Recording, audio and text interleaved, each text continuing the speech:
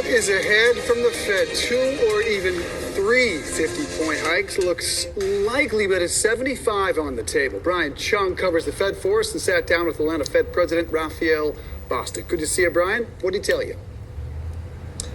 Hey, Dave, we're here live in Amelia Island, Florida, where earlier this afternoon I had a conversation with Atlanta Fed President Raphael Bostic. We had a wide-ranging discussion on a number of issues, but of course, the topic du jour is the 50 basis point interest rate increase that we got last week. The first natural question, well, what's next from the Fed? Take a listen to our conversation from earlier this afternoon.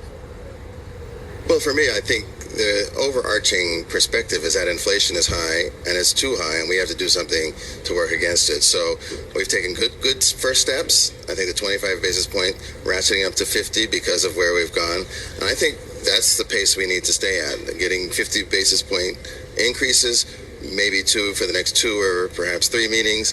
And let's just keep this moving to make sure that we're doing all we can to get inflation. Guys, this is what I've been talking about. How many 50-point or even 75-point hikes would it take to crash the market? It only took 1. Now what happens in June when they do another 50? In July when they do another 50 or 75? God forbid they do 75. We're not ending yet.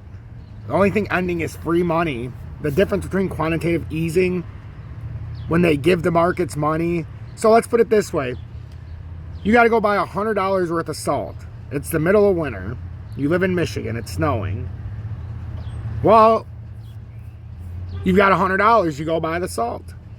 Well, the next time you go to buy the salt, you need $100, but you don't have it. So you don't buy the salt, and your fucking driveway's salty or icy, and there's snow everywhere. You know what I mean? Well, in quantitative easing, so what I talked about is tightening. In quantitative easing, because the government's not giving me the money to buy it, so I'm fucked. Quantitative easing, I go buy my salt for $100. I come back, I'm out of money. Government comes to my door. Hey, Tom, here's $100. Go buy your salt. Oh, thank you. The next day, I got plenty of salt. The government comes back to my door. Tom, here's another $100. Go buy salt. Well, I don't really need another bag. Well, for the next 15 days, the government comes to my house with $100 and keeps telling me to buy salt. And I don't need any fucking salt. So now I start selling the salt. The government's going to give me $100 to sell the salt. Well, I'll go sell it to people for $75 and make $75 profit and save them 25%, right? Well, then all of a sudden, you got a big clientele. Well, now the government's like, well, Tom, you know, we've been helping you out a long time. Not only are we going to take this money, and now we don't have this $100 for you, but here's a tax bill, because now you got to pay the taxes on every time we gave you $100. Like, wait a minute, what? That's what's happening here, guys. Don't get fooled. Out of control.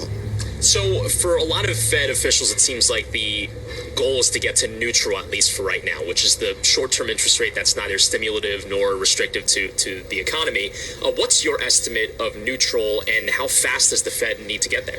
So, you know, neutral is it's a concept, and so it's not as if there's an equation, you know exactly where it is. For me, it's somewhere between 2 and 2.5%.